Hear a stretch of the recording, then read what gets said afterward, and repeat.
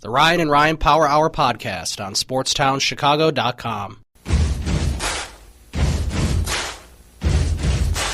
Buddy, you're a boy, make a big noise, playing in the street, gonna be a big man someday. You got mud on your face, you big disgrace, kicking your can all over the place, singing, we will rock you.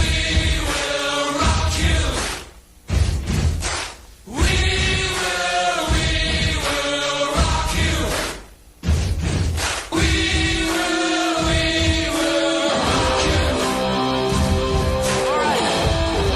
Welcome into Ryan and Ryan, the Ryan and Ryan Power Hour here on SportsTownChicago.com. I'm Ryan Stuprich. And I'm Ryan Risky. All right, we left off last week. We were talking about... We're previewing every MLB team. I'm Ryan Stuprich, and that's Ryan Risky, and we are the Ryan and Ryan Power Hour. We left you off last week talking about all the rosters in the MLB, sort of the roster rundown is what I called it last week when I uploaded it. We left off with the Cincinnati Reds in the NL Central, and we got through every team in the Central, and we already did the NL West as well. That's what we started with. So continuing with the Cincinnati Reds. They were active on the trade market over in the offseason. They were. They added Marlon Byrd. Via trade from the Phillies. Then they traded Matt Latos to the Marlins and Alfredo Simon to the Tigers. Yeah, and they've done a pretty good job of trying to be back being competitive because they did not have a good year last year. A lot of that had to do with injuries, but or just Votto not being good anymore. Yeah, that too. I mean, obviously that was a big part of it. So hopefully he'll have a bounce back year for the Reds' sake. But Johnny Cueto is the number one guy. He's their ace on their team. Rightfully so, and is set to become a free agent at the end of the year, as is Mike Leake. So if they don't put together a bunch of money, they could potentially lose 4 of their 5 starting pitchers from last year. Right. Homer Bailey is their number 2 guy. He's starting the season on the DL, it says, for forearm surgery. Yeah, Homer Bailey will be the only guy they still have left. And Jason Marquis is the number 5 starter now. Right. Yeah, if you look at their staff, it's really not very good besides Cueto. Leake's a pretty decent pitcher. Yeah, Leake's a good third guy. Leake is their third guy. D. Schiaffani is their 4th guy, and then Jason Marquis is their 5th. And then... they do have a young pitcher named Robert Stevenson that's probably at least a year away, and he's one of probably their number 1 prospect. I don't know if he'll probably be a number 2 or a 3 starter. And right. One thing that I was shocked about is that they didn't give one of the final rotation spots to Tony Cingrani because in my opinion, when he was starting, he was looking really good. Yeah, I remember him last year, a couple of years ago. He pitched pretty well. He did. His rookie year 2 years ago, he had a 2.90 ERA as a starter and pitched the full season. And I mean, he's a good left-handed pitcher that has a mid-90s fastball. Right.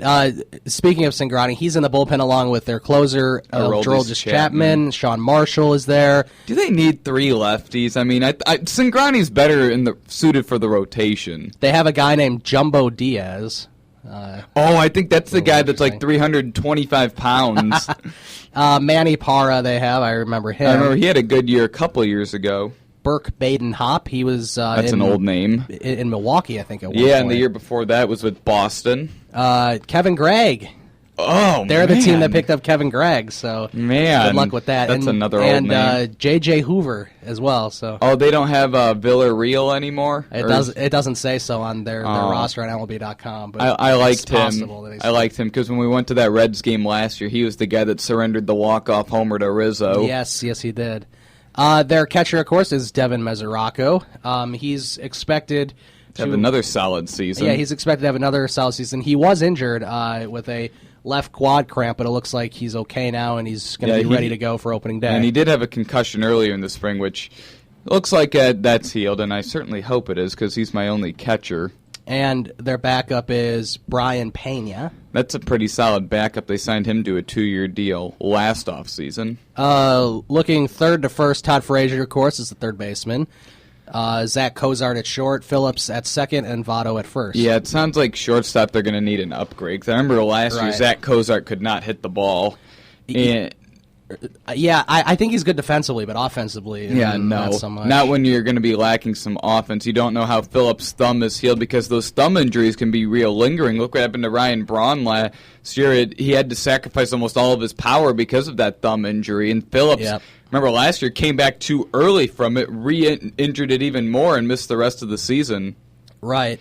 And then third base, Todd Frazier had a phenomenal season last year. We'll see if he can repeat it because he does have some swing and miss to his game. However, he does have a lot of power. And Votto is dealing with a lower body injury from last season. And, I mean, you're pretty much sacrificing your power with those lower body injuries. Right. Left field, Marlon Byrd, which was the new acquisition that they got. So Skip Schumacher is a utility man behind him. Which is what he should be. Yes.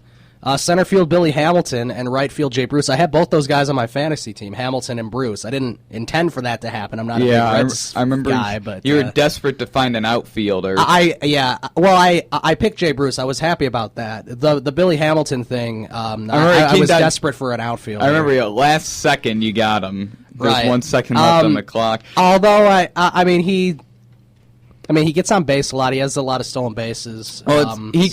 He doesn't walk much, which is what hurts him. And the interesting thing about him on the base paths is, yes, he stole 55 or 57 bases last year. He was also caught 27 times. Right, he's caught a lot, so that could come back to bite me. He doesn't have the best base running mechanics. I mean, obviously, and that right there shows that speed isn't everything on the base paths. Right. See, Jay Bruce should have a bounce back year since I remember he tore his meniscus in his knee and was supposed to miss like 6 or 7 weeks, and he came back after 3 and was playing terrible. Yeah, I remember that too. I mean, if you're going to come back from an injury, I guess you can afford it in the American League where you can DH and not have to worry about your knee. Yeah. Right there, where he was pretty bad. Votto was bad last year. Bruce was bad. Phillips was bad. Homer Bailey was bad. All those guys dealt with injuries. And now, going back to Johnny Cueto, did you hear the kind of contract he's looking for? I know he's looking for a lot of money. $300 million. Yeah, that's Kershaw money right there. I don't think so. That's $100. I mean, it's more than Kershaw money. That's $100 million it's money that like only Kershaw would deserve. Or if Scott Boras is your agent, you could get that. Yeah, you could probably get that out of a team, especially if you're the Dodgers or Yankees. Yeah, and I believe I said this yesterday, when it comes to, because yes, it's good for teams that there's going to be all these good starting pitchers on the market. It's not good for the pitchers because there's not enough teams that can afford to give them a ridiculous salary that they deserve. Right. I mean, how many teams can afford to give out $200 million to Price and Cueto and Jordan Zimmerman? Yeah, I don't think so. I mean, there's not enough teams that can give out that kind of money. That's where the Scott Boras strategy will fail here because he likes to have his clients wait, except there will be no teams left that can give out that kind of salary. Right. All right, moving on to the NL East and the team that a lot of people are picking as the best team in baseball, the Washington Nationals. It's not like they have 5 legit aces in their rotation. They really do, which is really remarkable. Yeah. Obviously, the thing that put him over the top was signing Max Scherzer. Right. And we did talk about, like, how is he that big of an improvement over Tanner Roark, who last year Roark had a better ERA than Scherzer. Granted, Scherzer was in the American League. Right. So if you take a look at their team, obviously Strasburg, Zimmerman, Scherzer, Pfister, and Gio Gonzalez are the top 5. Tanner Roark Gio's most the likely number 5. come out of the bullpen. Right, and Tanner Roark is perfect insurance for an injury. Yes, yeah, exactly. If any of those guys get hurt, they can just sort of slide him right in, and he'll be okay.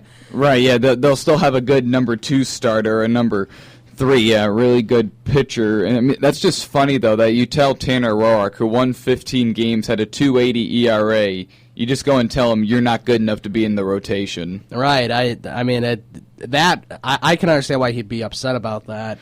So hopefully, yeah, he didn't say anything publicly, which is shows good character. Yeah.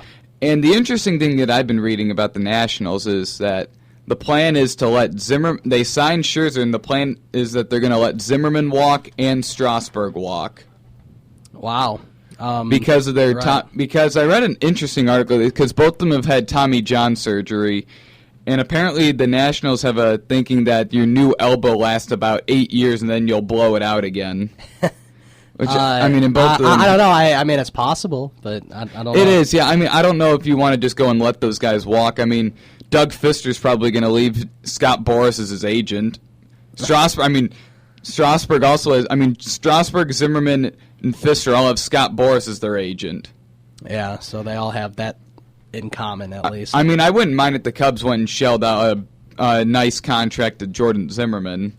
Right. I'd honestly kind of rather have him than David Price, just due to the fact that he's 2 years younger. I think I would rather have him than David Price as well. Just because, I mean, he's 2 years younger, where if you give him an 8-year deal, you'll have him till 36, where with Price, if you give him 8 years, you got him till he's 38. But Jordan Zimmerman threw a no-hitter the last game of the regular season, or the second last game of the regular season? And it was saved by Steven Souza Jr., right, who was then coincidentally the key piece for the Rays in the Will Myers trade. Yes, that's right.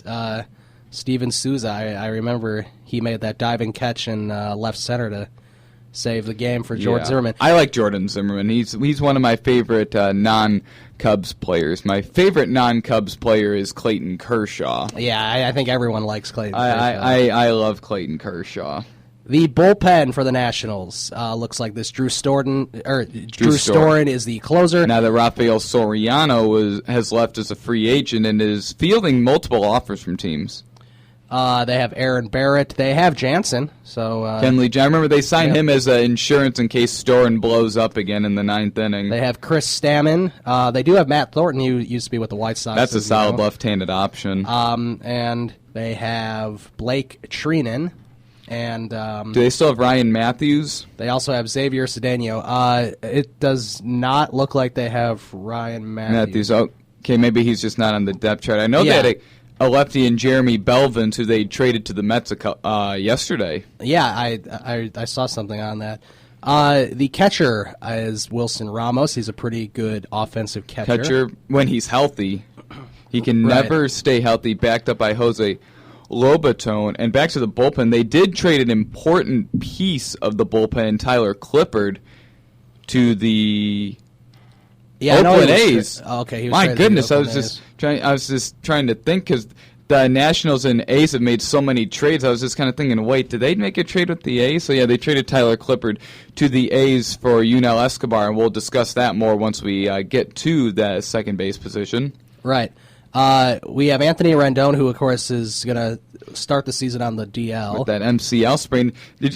What I couldn't believe was they got 3 opinions on the knee, and the second one was Dr. James Andrews, and apparently they got another opinion after Dr. James Andrews, which, I mean, if Dr. James Andrews says it's a sprain, it's a sprain. Yeah, I would think so. You know, after you hear, a couple times what it is, you would think that that's what it is. And then Ryan Zimmerman can play some third base, but he's going to be mainly their first baseman, which will make him valuable in fantasy because he'll be third base outfield, first base eligible. And Yunel Escobar, the new second baseman for the Nationals, who they got in the Tyler Clippard trade, which is, I believe, the reasoning. One of the main reasoning behind that is that they'll have him for another year at least to groom their new shortstop, or their minor league top prospect, Trey Turner, who they got a piece that they received in the Will Myers trade. Right. And because they pretty much know Ian Desmond's leaving because Scott Boras is his agent, and he's probably the number one shortstop in baseball because Tulo can't stay healthy. No, he can't stay healthy. And I read the Nationals offered him a 7-year, $144 million extension. They offered that same extension to both him and Zimmerman, and they both said no. So I'm pretty sure that was Scott Boras. What was it? It was an infused Scott Boras decision. Yeah, they were mind controlled by Scott Boras. Which, I mean, whoever gets Desmond, Desmond's probably. I was actually kind of wondering, because when the Yankees were looking for a replacement for Derek Jeter in the offseason, and they traded for Didi Gregorius, I was actually thinking they were going to shell out a big contract to Desmond this coming offseason. Yeah, it definitely could have been possible. He had